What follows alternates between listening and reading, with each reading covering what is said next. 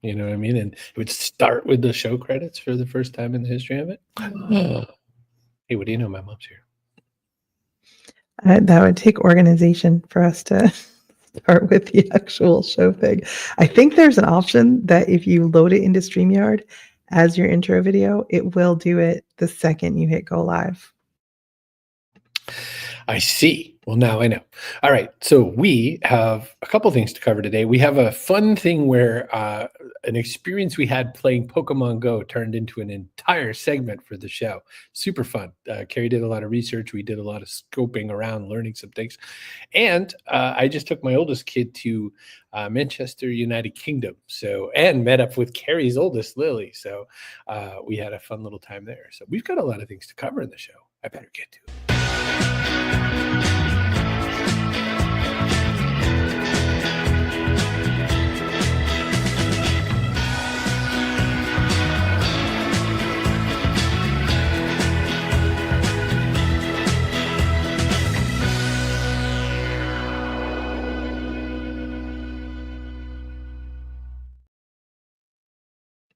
Welcome to Play for Time. I'm your host, Chris Brogan. This is my co-host, Carrie O'Shea Gorgon. Welcome on board. Look at this. Joanne's here today. She says UK is awesome. Glad you had an amazing adventure. Carrie, how are you doing today? Getting ready to put you back to bed or something. The energy is. Maybe you didn't sleep since you were across the pond. No, things are good. It was really interesting. So we went to this place that has a few Pokestops that are more interesting than kind of like the usual ones we can reach from our own neighborhood, and discovered that there was a grave marker. Now, normally I don't like Pokemon Go grave marker stops, I'll be honest, but this one was intriguing. So I don't know if you want to start with that, and then we can unpack a little bit more about the substance, the story of Lord Timothy Dexter. I think that's a really great idea. Let's catch in on Lord Timothy Dexter. Thanks once again to Dan for doing the great editing job on this. This is incredible. So, as you might remember from a previous segment, we are Pokemon Go players. And one day we came across a stop that said Lord Timothy Dexter for a grave site. Lord Timothy Dexter. Now, first of all, we're in Newburyport, Massachusetts. Not a lot of lords and ladies here to be had, even in the old burial grounds. We were kind of interested in that. Another thing we noticed is that the Lord has quotes around it. So it's not Lord Timothy Dexter, it's Lord Timothy Dexter. Dexter was born in Malden, Massachusetts in 1747. He had almost no formal education, but somehow made a fortune doing things that honestly shouldn't have worked. Of course, it didn't hurt that he married a wealthy widow who was 32 at the time. He once shipped bed warmers, metal pans for warming beds, to the Caribbean where it's, hot. The locals used them as molasses ladles, and Dexter made bank, as the kids say. Another time, he cornered the market on worthless continental currency, which right after he bought it was honored by the government. So, result, rich again. The guy was basically Forrest Gumping his way into insane business success. And if you're wondering about the Lord part, he just gave himself the title. He had no royal lineage, no knighthood, just a really healthy ego and a complete disregard for what society thought about him. He even wrote a book called A Pickle for the Knowing Ones, with no punctuation, basically just a stream of consciousness. When people complained, Lord Timothy printed a second edition, adding a page full of punctuation marks at the end with a note telling people, pick your own. Yeah, it wasn't exactly a multi-volume set. It's pretty short, and it's, without the punctuation, you can get right through it pretty quick. Longer or shorter than it's not about the type. Lord Timothy Dexter lived in Newburyport, Massachusetts, where he built statues of famous leaders, including one of himself, labeled, "I am the first in the East, the first in the West, and the greatest philosopher in the Western world." Modest? So yeah, what started as a simple Pokestop turned into a deep dive into American eccentricity, and a reminder that sometimes the weirdest characters make the best stories. If you're ever in Newburyport, drop a lure and maybe, leave a comma or two.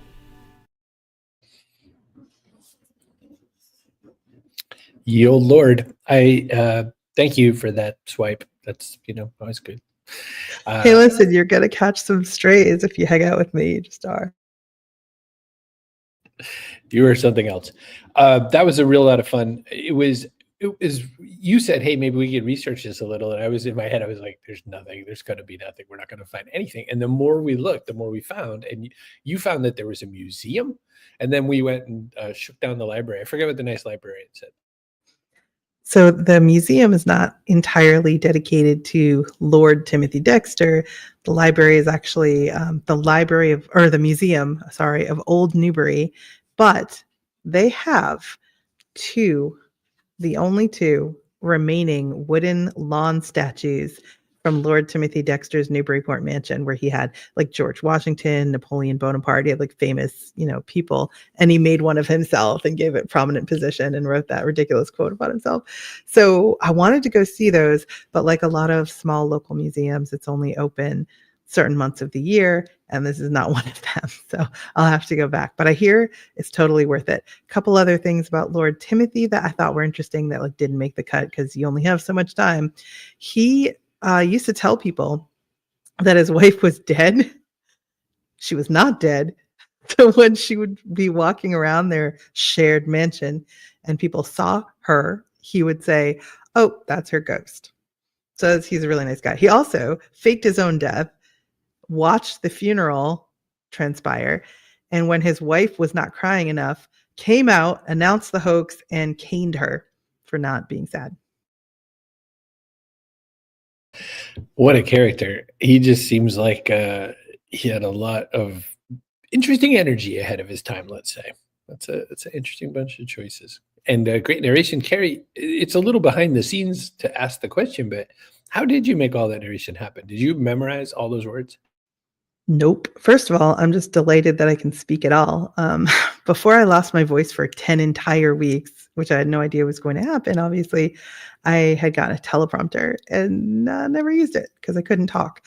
So now I've set it up and I'm using it, and it's making a big difference. The main thing is if you know what you want to say, you know the general talking points and the kind of broad brush strokes, I don't find it difficult or limiting to read a script. I know some people do, but it's hugely helpful because you can keep your eyes on the words you're looking at. Also, if you're interested, this particular prompter you can connect up to like a Twitch chat, so you can watch the chat as you're live streaming.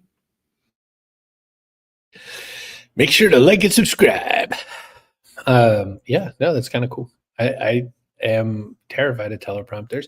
One of the many movies I watched on the flight to and from the UK was Saturday Night, the story of the very first showing of Saturday Night Live with Lorne Michael. And it was so far from a sure thing and so far from a done deal. In fact, one of the kind of reveals it's like a spoiler alert, the Titanic sinks. One of the big things is that they didn't even want to do Saturday night. They didn't think it was going to succeed. They put it up as kind of we'll put something here. And they were hoping that it would fail because they were going to use it to run reruns of Johnny Carson in that hour and a half. And they were using it as a negotiation tactic against Johnny Carson because Johnny wanted too much money or something like this. So this all comes down to like this farce. But one of the details that some people know about Saturday Night Live, if you're super into it, is that they use cue cards still, actual cardboard cue cards to this day. And the reason is because teleprompters can run some risks, especially if things go a little weird live. So I thought that was interesting that you're able to handle it so well, but I guess it's a slightly different setup. Well, one thing I wanted to mention is that while you were talking about how they were trying to kind of set Saturday Night Live up for failure, that's what people were doing to Lord Timothy Dexter. Lord Timothy Dexter. They did not like him. His peers in the community did not like him. He married a rich woman and sort of busted onto the scene and wanted to be important.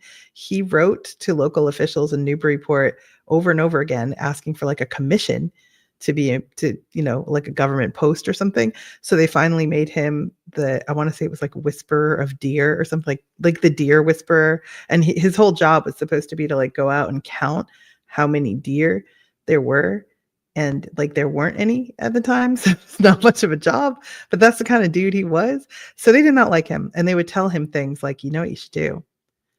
Go sell these bed warmers in the Caribbean, and he would friggin' do it, and it would work, and it's ridiculous that it worked.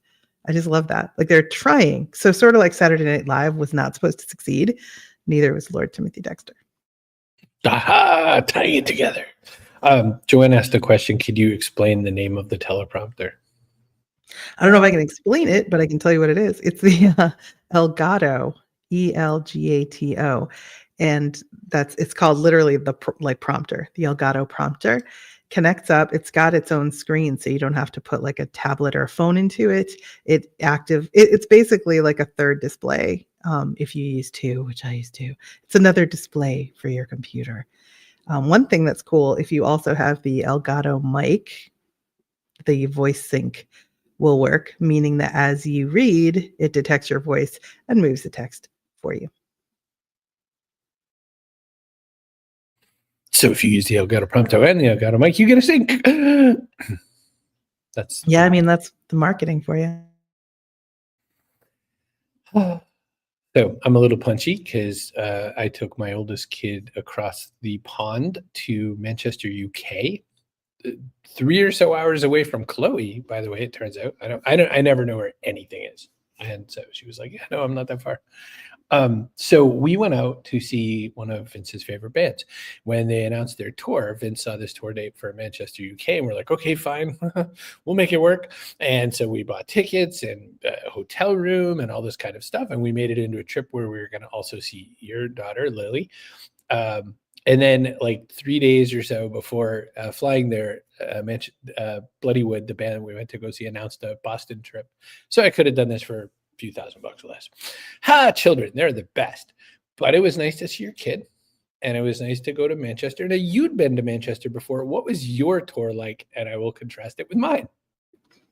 My tour, oh boy. Okay, so about 2 years ago, I'd say, maybe a little less, I went over to the UK for 10 days with my family, and we spent time in 3 different cities. We flew into London, spent a few days looking around there, and there's a lot to see. I probably didn't even see like a tenth of it. I mean, that would be ambitious to say a tenth. Then we went up to Manchester to spend just a couple of days, not very long. We were kind of dropping off one of our local friends who'd been traveling with us, and we continued on to Dublin to spend the weekend. So it's 3 cities and it's about 10 days. So it was a lot. All of which to say, I did not spend a lot of time in Manchester, but it is a funky city. Like, I liked it. The vibe was really good. If you care at all about LGBTQ presence and pride, it's everywhere. There is an Alan Turing statue because is he like from there or something? I don't know. And there's just a lot of like quirky places to eat, all different kinds of food, all different kinds of people. University town, so you've got that going. But I love old buildings and history, and there's just both to be had there. So I really liked it. I'd like to see it again someday. Alan Turing, very famously played by Benedict Cumberbatch in whatever that movie's called, The Confidence Game or something like that. It is about cracking. He was a crypto analysis type person. He cracked the code that the Germans were using called the Enigma code that no machine had been able to crack up to that day and no people had been able to crack. And so Alan Turing and a small team of mathematicians cracked it. So suddenly we had all the intel on what the German troops were doing. And so incredibly, incredibly successful hero to all of the world for helping stop World War II, and was ostracized, put in a sanitarium and everything because he was gay. And back then, gay was a mental health problem, and gay was, you were a wrong person, you were an abomination. So this person saved the known world and went to prison for it, pretty much, just because they didn't like the same gender that the other people liked. So that's what's in Gay Village. Vince and I happened to walk by the Alan Turing statue, meant to check it out on the way back even, but then we were running short on time. So I do my trip the whole opposite of your trip. Like, you plan to go to places, you do things. What I've noticed is my kid and yours and their friend all like to just bed rot wherever they are on the planet. So you just spend money, fly for very many hours, get on several trains, and they would chill in their hotel rooms. So catching on. I, being a photographer, took off and did my own thing and did some photo shoots. So I had so much fun. And Chloe is right. I would not have gotten all those memory stamps if I had gone to Boston Day. We had a lot of fun. The kids and I just had a great old time. We went out to an aquarium. There's a mall out there that nobody in Manchester wants to go to. It's called Trafford Center. It was full to the top with like American things, Krispy Kreme, Canadian things, Tim Hortons, Costco, like just full on Western baloney stuff. So I thought it was funny that you were saying that there's sort of local rivalries out there, like people in Manchester, like you liked them, you liked the city, and then other people from other local cities would be like, "Nah, Leeds is better," or something. It'd be like if somebody here was like, "Never mind, Newburyport, Salisbury is where it's at." Like we don't care. We barely distinguish between towns here. North Shore and South Shore. That's about the only one like that I could think of, like half the state. And nobody knows what's out in Western Mass. So here's a really quick little jaunt around Manchester, starting from the back of an Uber, heading down to Boston.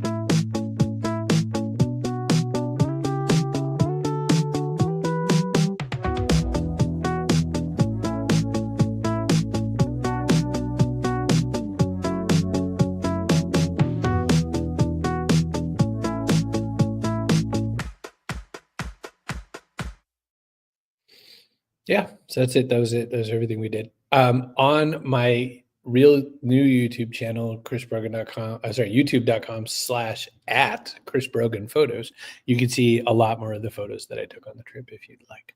See anything that caught your eye? Well, I was surprised that you didn't get any of the train ride from London to Manchester. You must have been really exhausted because there's some pretty country you go through. I actually didn't mind the train ride, but I didn't do it when I went with my kid later to see York because it's like just a lot of transfers and stuff. But very pretty country.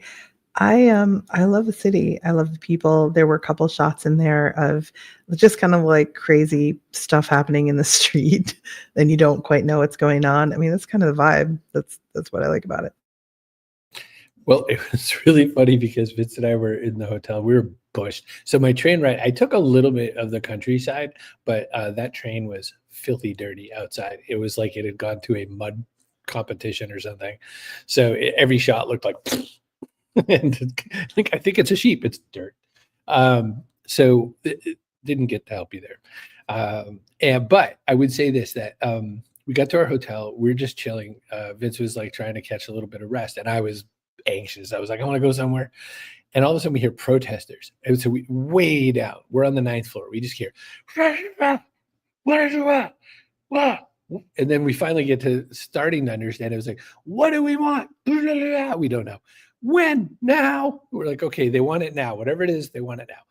I said to Vince, I got to go. And I got in the elevator, went down, ran outdoors, and it was people protesting stuff going on in Turkey. So it's Turkish people who happen to be in Manchester or lived in Manchester protesting crimes in Turkey. I did not get a lot of the details. Again, in my video, I show a little more detail. And if you speak Turkish, you might know some of what they were talking about.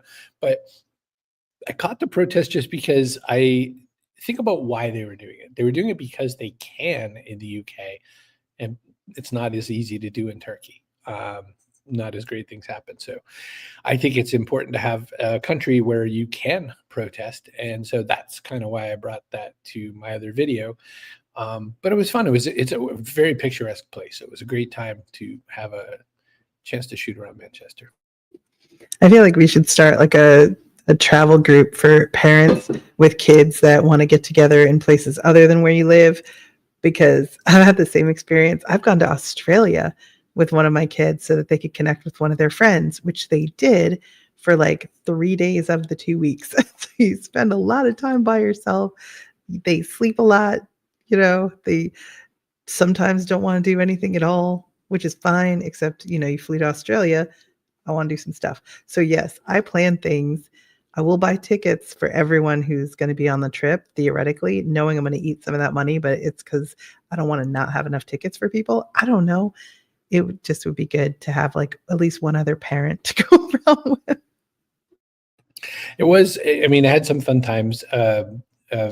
Vince and Lily get along rather well, and Lily's roommate friend also was along, and we had fun there. I talked to that poor child far too long. That poor kid was probably like, oh no, what have I done? They seemed nice about it, but they were probably like, I have to keep talking to this grown up. He won't stop talking to me. They're in their 20s. They're not children. I can't tell that story. All right. So Joanne says, I love the turtle shot. So, of course, anyone alive would think they're turtles. And I'm sitting there and I'm enjoying them. I'm sitting waiting because Lily and her roommate are somewhere else enjoying sharks, because that person is super into sharks. And I am as well. But like, I moved on. They were like glued to the glass, like, oh, look at these sharks. And I'm looking at the turtles, looking at the turtles. So this mom comes the other way with 2 kids, and she's like, oh, look, terrapins. And I was like, terrapins? It was on the side of the glass. I just hadn't read it. So I was like, she really knows her animals, but I don't even know. Do you know the difference? What's the difference between a terrapin and a turtle? One is a college mascot for some state. I forget. Is it Maryland or something? I'm asking Google, is there a difference? Because I just felt like it was a fussy name. Between a terrapin and a hard-hitting journalism. Terrapins are turtles that spend time both on land and in swampy water. So they're freaking turtles. That's what they are. Tortoises live on land. Turtles live in the water. So terrapins are by something able. And how good is the soup you make out of them? I'm just kidding. Wow. It is only possible to make a show like this using technology like StreamYard so that we can do all these things super fast, super easy. Everything works great. I am forever grateful that Carrie said, hey, maybe you should try out StreamYard. And I was like, I don't know about that. And here we are. So it works really well. The other thing is cool is you can, at any time you want, just